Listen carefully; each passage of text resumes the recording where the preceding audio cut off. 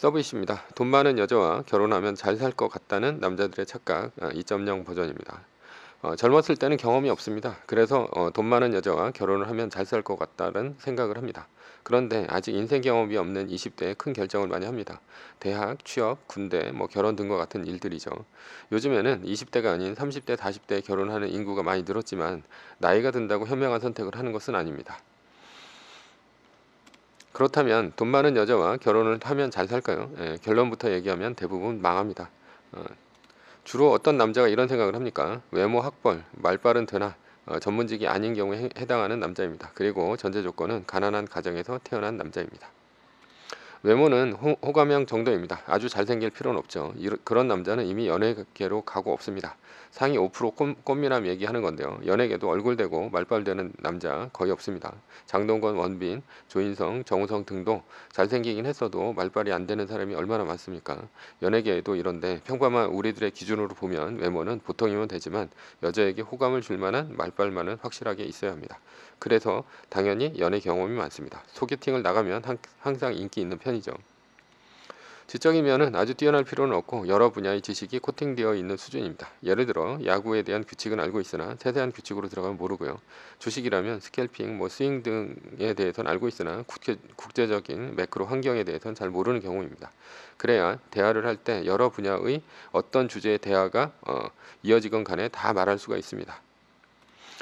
이런 남자들의 조건은 대부분 좋습니다. 학벌이 좋다는 얘기죠. 그냥 대기업, 은행 이런 등등 남들이 좋다고 생각할 만한 직장에도 다니고 있죠. 집안은 평범하거나 아니면 가난한 집안입니다. 그래서 콤플렉스가 항상 있습니다. 가난의 콤플렉스죠. 그리고 부자가 되겠다는 강한 욕망이 있습니다. 성격으로만 본다면 부에 대한 강한 열망이 아주 강하고요. 속물적입니다. 그래서 오래 사귄 여자친구가 있음에도 불구하고 결혼은 돈 많은 여자와 결혼할 수 있다면 얼마든지 여자친구와 헤어질 수 있다 이렇게 생각합니다. 그래서 아주 약삭 빠르죠.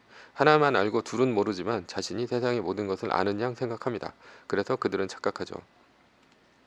연애 따로 결혼 따로 한다고 생각합니다. 연예인 선수이지만 일부러 결혼 정보 회사나 선을 봐서 결혼합니다. 그래야 자신의 좋은 조건을 보여줄 수 있고 여자를 선택할 수 있기 때문이죠.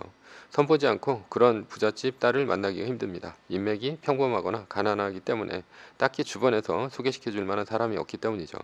결혼할 여자의 성격이나 얼굴, 몸매 이런 것들은 따지지 않습니다. 대신 그 집안의 재력을 봅니다.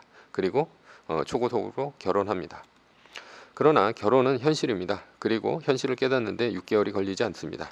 어떤 현실이냐? 일단 남자 쪽 집안이 기웁니다. 그러니 처갓집에서 시집 쪽을 대놓고 무시합니다. 그리고 시집 올 때 여자가 가지고 오는 것은 혼수 정도입니다. 오히려 남자 쪽에서 전셋집을 가져와야 하니 돈은 남자가 더 많이 쓰게 됩니다. 아마도 전세자금 대출 받고 자신이 다니는 직장 다니면서 모은 현금과 부모님 돈을 더 넣었을 것입니다. 그러니 생각해보니 손해보는 느낌이 살짝 옵니다. 게다가 여자는 살림 한 번 안 해본 여자입니다.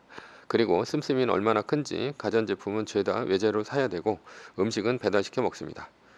그러니 자신의 월급으로 호의호식하며 집안에서 돈만 펑펑 쓰는 괴물이 시집 가난하다고 무시하는 것을 목격하게 됩니다. 그리고 무언가 잘못되어 가고 있다고 느낍니다. 그래서 이 여자와 결혼해서 평생 사는 것이 정말 맞는지에 대해서 그제서야 진심으로 생각해 봅니다.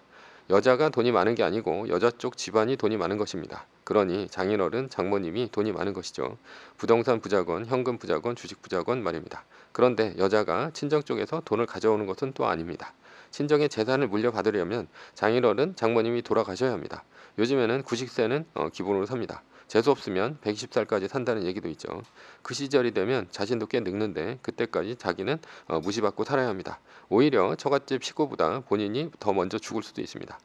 남동생이나 오빠라도 있으면 재산을 온전히 다 받을 확률이 떨어집니다. 그리고 그 돈이 남아있으리라는 장담 못하고요. 다 쓰고 죽을 가능성도 있고 사업을 하다 망할 수도 있습니다. 그리고 물려주지 않을 수도 있습니다.